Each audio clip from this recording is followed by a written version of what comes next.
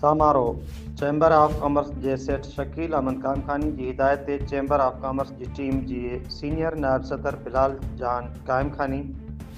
नायब सदर तनवीर राजपूत, शोएब पठान, अलाउद्दीन पठान, खजानची Ramesh Bhavani, informational secretary राजा रमेश माली, शाहिद कोसो ऐं ॿियनि वफ़द की सूरत में नेशनल प्रेस क्लब समारोह पहुची। नेशनल प्रेस क्लब रजिस्टर्ड समारोह 2025 की चूंडियल न्यू पार्टी के मुबारकूं ऐं आजाणूं पेश कयो वियो। जॾहिं त चैंबर ऑफ कॉमर्स की टीम वफ़द की सूरत में नेशनल प्रेस क्लब रजिस्टर्ड समारोह की आमद ते नेशनल प्रेस क्लब रजिस्टर्ड की टीम गुलन की वर्खा करे खीकारियो वियो। उन मौके ते चैंबर ऑफ कॉमर्स के वफ़द पारां नेशनल प्रेस क्लब रजिस्टर्ड की नई चूंडियल बॉडी के उहिदेदारनि ऐं मेंबरनि खे मुबारकूं ॾिनियूं वयूं। नेशनल प्रेस क्लब रजिस्टर्ड समारोह के सदर डॉक्टर हेमलाल बाघाणी, नायब सदर शेर मोहम्मद बलोच, जनरल सेक्रेटरी कुलजी सोरमाणी,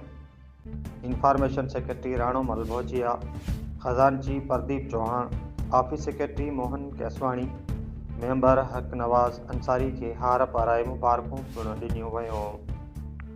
उन मौके ते चैंबर ऑफ कॉमर्स की टीम पारां वफ़द की सूरत में नेशनल प्रेस क्लब समारोह के